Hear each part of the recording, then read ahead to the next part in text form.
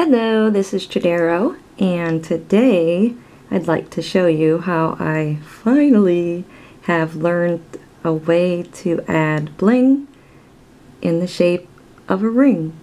I'm so excited. I've been trying to figure this out for a good while now.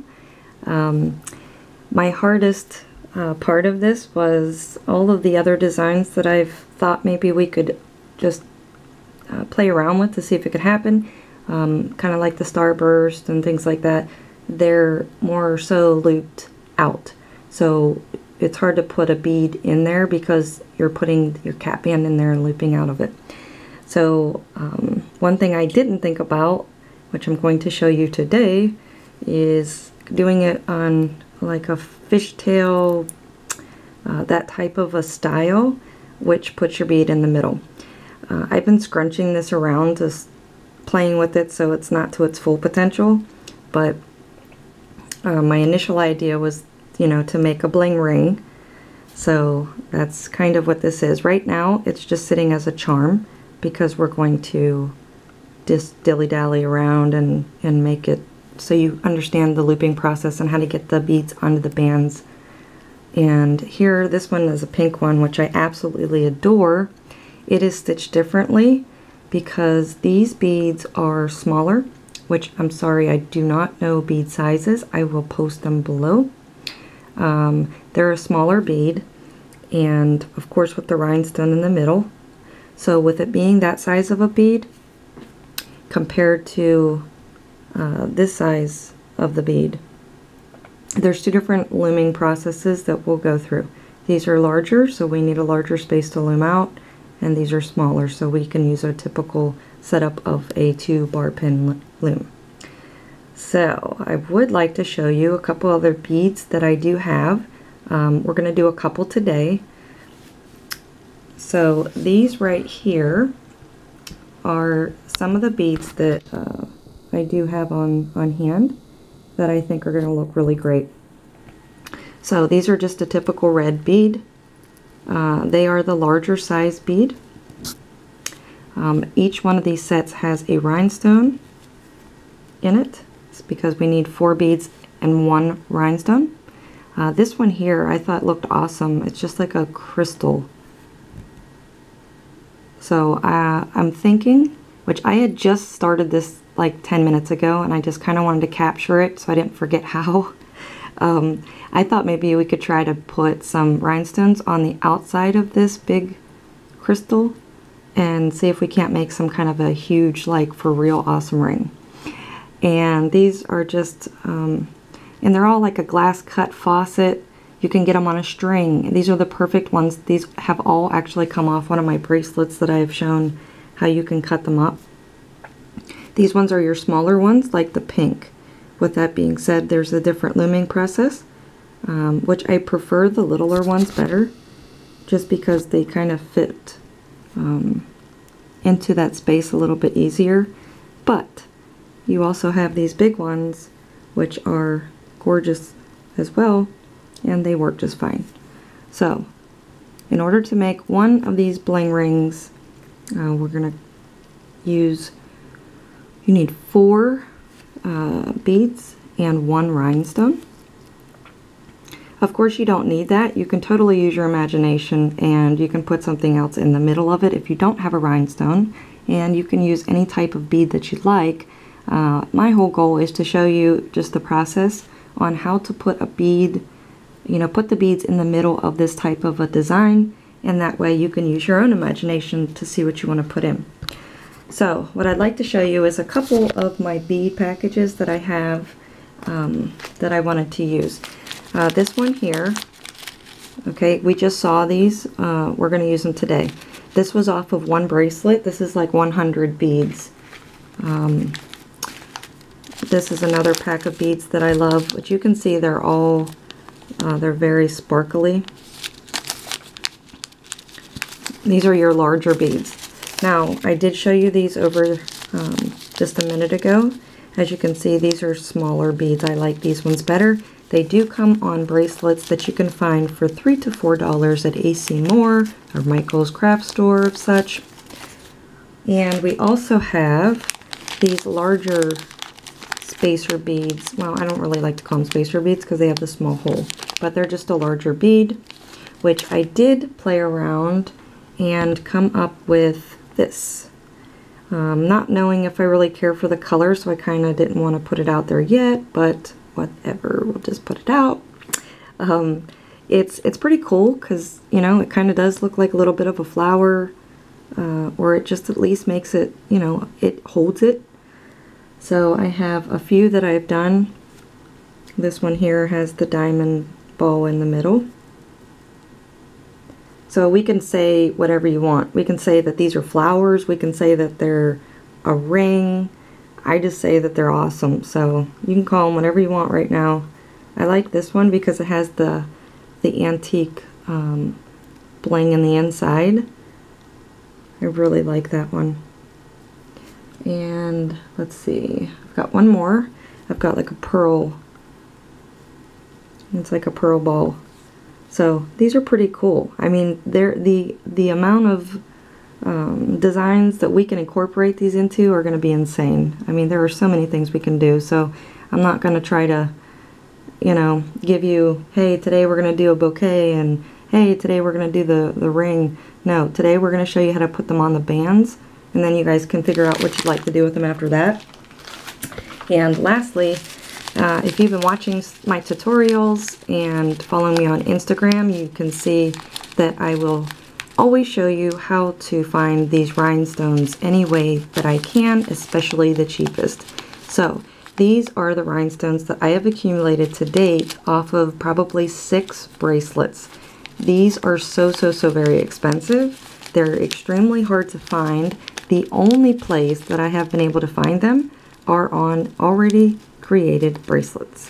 So I did want to show you that these are, you know, all of the ones that I have to date only off of my bracelets. Okay, so let's get started. In order to do the smaller bead, we want to do the smaller bead one. Zoom in a little bit. Okay, we're only going to use 2 pin bars, so we can go ahead and pop this one off. And we're going to use, let's see, I think I'd like to do this purple color here, or like a little bit of a purple, like an amethyst, I believe it's called. So we're going to use 4 of these and then 1 rhinestone. So first let's make, oops, that's not it. First let's do the smaller bead one. So you want to go ahead and you want to set up your loom like this, having the pin bar or 2 pin bars in the direction where the hole is facing towards you. You are going to need a threading wire of some sort. Of a billion questions that I've been asked is, you know, what size gauge. I believe, I really don't know because this is all trial and error. I just went to the store and I kind of was looking around when I first started doing this, but if I'm not mistaken, this is a 28 to 30 gauge wire, a beading wire for necklaces, bracelets, and that. It's the thinnest. It's literally like thread, but it's made out of, you know, this hard, I don't even know what you want to call it, but out of that substance, so it gives you a little bit of stability. This is by far the only thing I've been able to use to date that will allow me to thread the rhinestones. So what you need is you need your color. I think our best option here will be, let's go ahead and go with the glitter pink by Rainbow Loom, and we'll use that coupled with the purple beads. Alright, so let's go ahead and thread our beads on. So we're going to take our threading tool and we're going to place that bead in between. Make sure that both of these ends are together and grab our bead. These are small beads. Small hole. Find that hole right there. Put both ends of those wire in one side and out the other. Now, be be very careful because these are hard bands to thread. If you are using the glitter bands, sometimes they like to snap as soon as they touch the wire and the bead. So please be careful with these. These aren't the easiest to thread. Actually, I want to do this because every darn time I film for you guys, I break bands. I'm going to use clear bands, and you're not going to be able to see them. So let's try that, because glitter bands are expensive, and I about cried yesterday because I found out that they stopped making the blue glitter bands, and I like them. So we're going to use a clear band, and let's thread that through. Tug on it. Now, with one of our bands, we're going to put a bead, a rhinestone.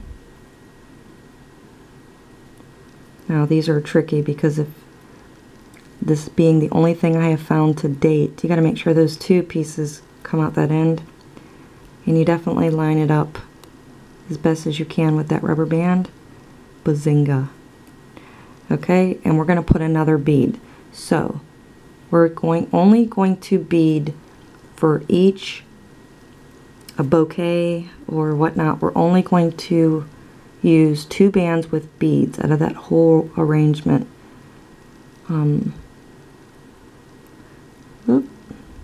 Make sure those 2 ends are together. There we go. Okay, so we literally just put 3 pieces of jewelry. We got 2 beads and a rhinestone on 1 band. These are the Rainbow Loom clear bands. I suggest highly using these because 1, they're awesome and durable, and 2, they're hidden in your design, and they're not going to like waste your good bands if you end up, you know, snapping any. Okay, so for our second band, and the only other one that we're going to use is only going to be 2 beads. We're going to leave out the rhinestone. So we're going to go ahead and thread this through, and let's just go ahead and put our next one on too. Then we can thread them both at the same time onto the band. Awesome. Okay, so we're going to leave these. We can leave them right in the middle right now, but technically whenever it comes time to loom them, they're going to be on the outside edges, and then these will be on the inside, thus making your design. It's so gorgeous, isn't it? Oh, love it. Okay, so now we can use these sparkle or the glitter pink ones. Let's get our loom. We can put away our threading tool. We are done with that. Okay, so first things first. The best way that I have found so far to do this is I take 1 band, and we're going to use these 4 pins right here. So we're going to use just these 4 pins. I don't know if you guys can see them. Okay, so I'm going to start and go in order. We're going to go from left to right, up to this one, back to the left, down where we started. Okay, so we're just going to take 1 band, and we're going to figure 8 it.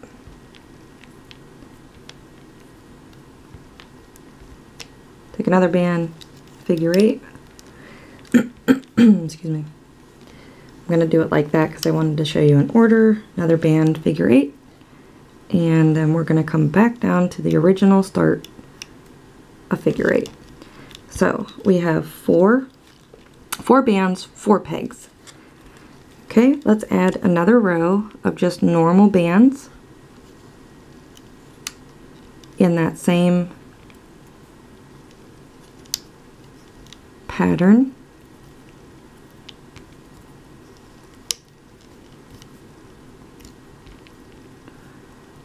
Okay, and notice those ones we didn't do with figure 8. And I'm sorry, you're also going to use your loom hook, but I just wanted to show you real quick. We got 1 band, 2 bands, 3 bands, 4 bands. We have 4 bands on each peg right now. So let's go ahead and loop that bottom band over the top. Sorry, I'm being jittery today. Bottom band on all 4 pegs. Doesn't matter what order you go into. I like to do it in order, but it's not gonna make a difference as long as it's the bottom band. Okay, so let's push that down. Now we get to add our bling. So first we're gonna take the one that has the 2 beads and the rhinestone, and we're gonna make sure that this is in the exact center of that band. And we're going to place this upside down, so the rhinestone is facing down, and we're going to put it on the left front peg diagonally to the back right peg. We're going to do that. Okay, so we placed one end on the front left peg diagonally up to the back right peg. Now we're going to go ahead, make sure they're not going to be in the middle yet. We get to play with that when it's done, but we're going to go ahead and loom this over. So again, we have 4 bands on here, so let's just take that 4th one, the bottom one, and let's loop them over.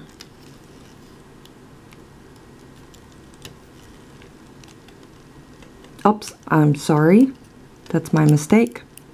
We are only looming. Let me pull this one back over. I'm sorry. We are only looming the 2 pegs that have the beads on them. So my apologies. You're only going to loom the same pegs that you put your beads on. Now, if I didn't mess you up, now we're going to add our 2nd band with our beads on it. And once again, you can adjust this once it's on the loom, but if you can put a little bit of space in between there, that's a start. So on the bottom right peg, hold that bead, hold the right side of that band, and stick that on the peg. Okay, always want to make sure you're going to hold on to this side so nothing falls out, but we want to make sure that that bead is all the way up against that peg. Okay, now we can take this side and we can also put it on this back left peg. So we're doing another diagonal. We want to make sure, because in the end, in the grand scheme of things, you can see now, let me fix this 1 second. You can see now how it's already taking shape in there, because the design is on the bottom. So when we're done, you want to have all of these in the center, so that's why I'm asking if you can make sure that they're positioned and we can have them, you know, all showing when we turn this over. Okay, again, which I'm not going to say it incorrectly this time, we're only going to loom the pegs that we put the band on. So with that being said, it would be this back left one here. Just take the bottom band, bring it over, and then we're going to do this top right one, bottom band, and bring that one over. Alright, you're pretty much done. We're just going to add a couple more bands so we can add a backing to this. So what I typically like to do now is I like to continue to crisscross the bands, and that way behind the beads when you're looking at it, when it's finished, it's covered up with the color of the band. So there I put 2 bands. I put one from the bottom left to the top right, another one from the bottom right to the top left. So I just crisscross them, and because we have a band on each peg, we're going to loom each peg. Okay, so let's take the bottom band, bring that up and over. This bottom one.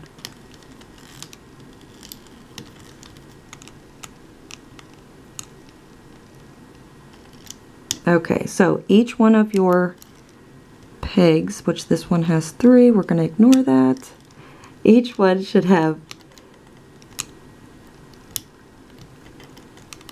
alright, these back ones have 3, so we're just going to take the back ones and make sure they have 2. There we go. Each one of them has 2 now. Jeez. Okay, let's do that again. We're going to take a band from the bottom left, diagonally to the top right. Another band from the bottom right, diagonally to the top left.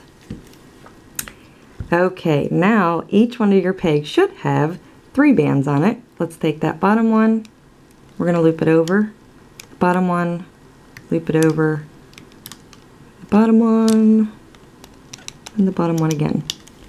So if you can remember back, the first time we laid bands, we laid them in a square position. That one is going to be the one that keeps it in a, I guess like a flower, or it puts the beads into like a setting. And then these ones, as we're doing them in a diagonal fashion, it's going to help you lock it into like a, you know, like a V at the end. Okay, so this will be our last set of bands. We're going to do the same as we've been doing, do them in a diagonal. But this time, because this is our last set, we're going to go ahead and pull the bottom two up and over.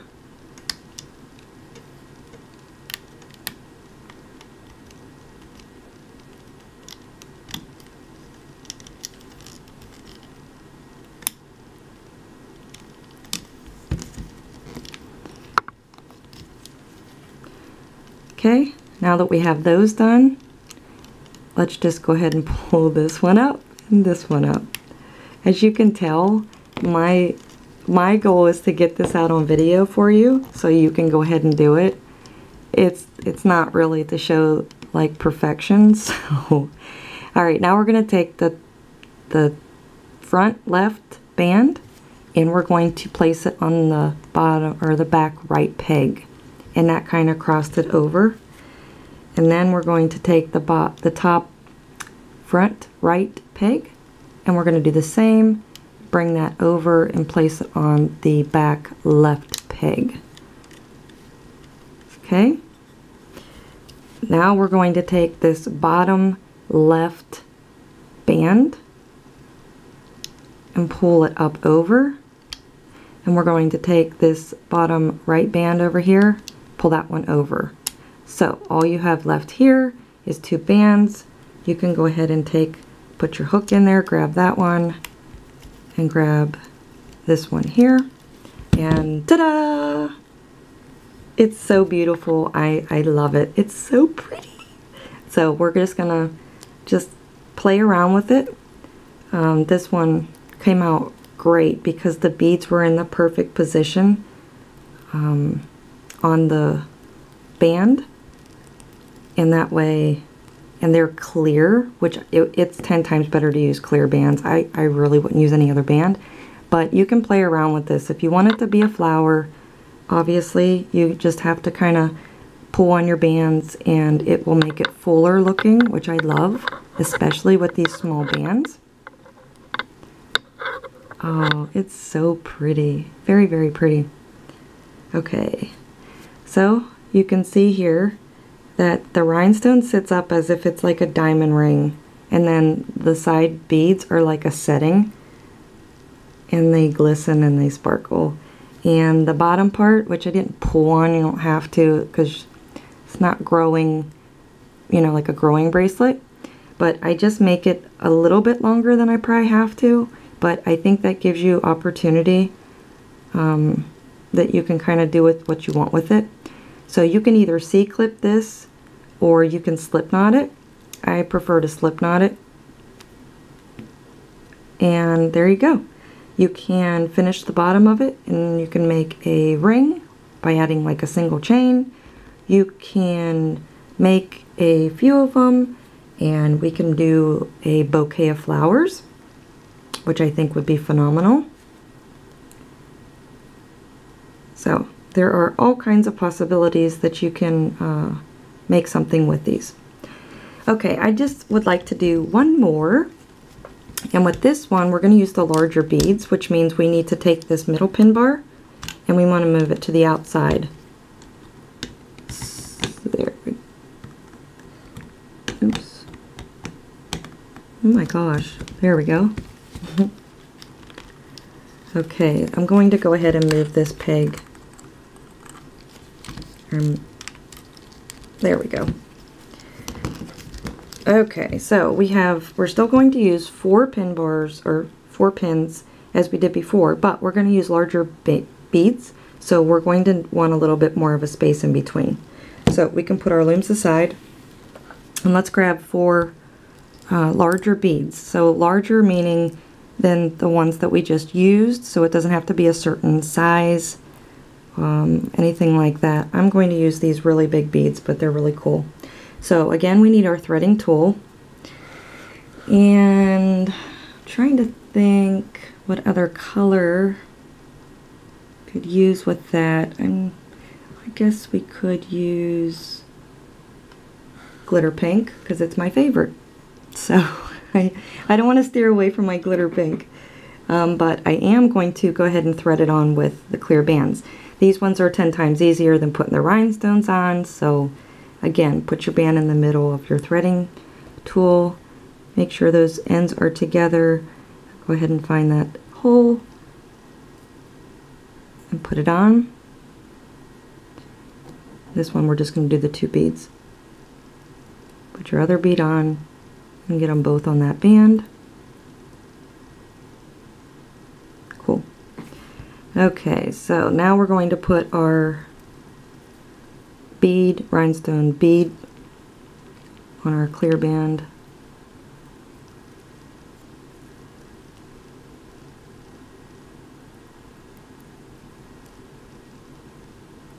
If you just heard a snort, that's my dog. He snores louder than any human being I have ever heard in my life.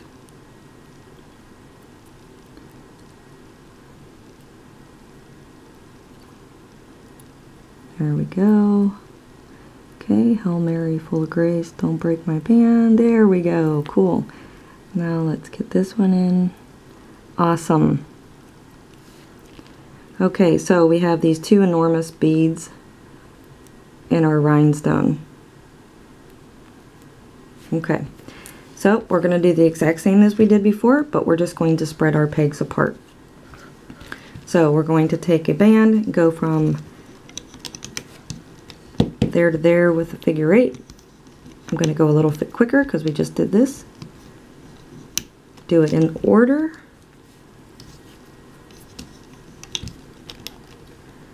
There we have it.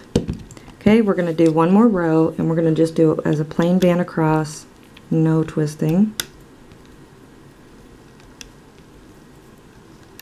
Okay, now we're going to push this down a bit, and now we're going to add our bead band. First, we're going to add this one here with 3 beads, and we're going to add it where the rhinestone is facing down. Make sure that rhinestone's facing down, or your bracelet will not come out correctly. Alright, bingo. So you see how these bands, or I'm sorry, these beads are, as we were discussing, are bigger. They fit right inside that space a lot nicer. Okay, so now we're going to go ahead and we can place our second band on there. We don't have to wait. So let's just go ahead and do that. Okay, so we have that bead that's going to be placed right there on the right, and then we want this other bead pushed over so it goes on the opposite side of that rhinestone. Then we're going to put this one on the back left peg. So you can kind of make sure that it is in the shape and the position that you want it when it's finished. You have that opportunity right now to kind of play with it. I'm happy with that. So let's go ahead, and we have, let's see, 1, 2, 3, 4, 5. We have 5. Let's take the bottom 2 and loop them over on each peg. Bottom 2, loop them over. Bottom 2, bottom 2. That's the first time we're looping them, but we just did 2 at a time, which that's going to be the same because it's gonna 2 at a 2 will make it tighter, so I'm just pushing them in is all.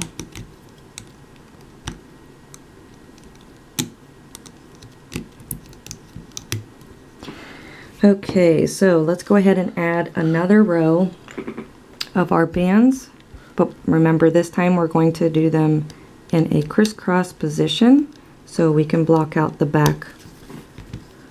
Okay, so now we have 1, 2, 3, 4. Let's take the bottom 2, pull them over. On every peg we're going to do the bottom 2, and that way each peg will be left with just 2 bands on it. So let's take the bottom 2 on each peg. Okay, so now we have this first row on the back of it. We're going to add another diagonal band that way, a diagonal band this way. Now this time we are only going to be looping our diagonal pegs.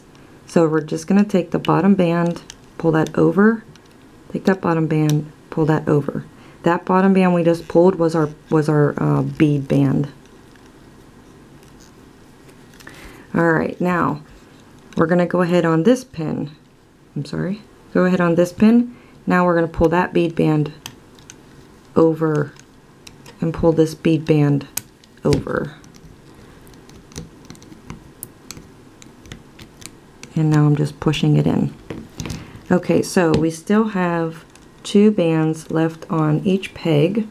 We're going to put one last set of diagonal bands on here. Doesn't matter which order that you put them in. Okay, so this time we want to loop the bottom 2 so we end up with 1 band left on the peg. Bottom 2, 1 band left, bottom 2, and bottom 2. Alright, so that puts our gem, bead, bling right there in the middle.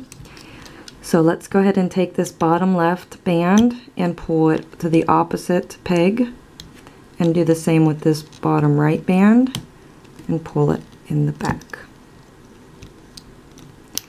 Okay, now we want to take the bottom band and loop it over the top.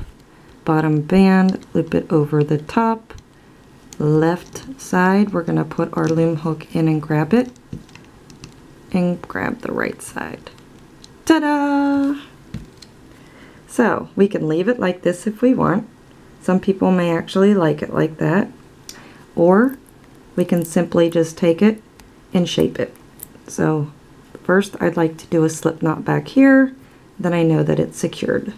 Okay? Now we can just play with them. And they're pretty adjustable.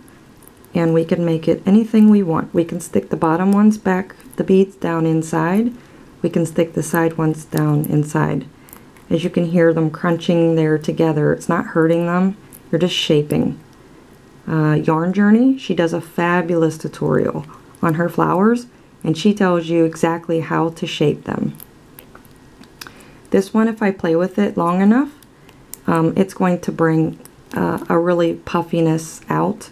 But my camera battery is about to go dead, so I'm going to leave mine like this. And let's grab our other ones that we've done. And I really hope that you enjoyed this tutorial. I really hope that you find a great design that you can incorporate these little bling ring flowers into. And if you did find this very inspiring to you, please don't be afraid to put a comment below stating so, or click the like button. Hashtag me on any of your designs because I'd love to see them. Until our next tutorial, let's bling it.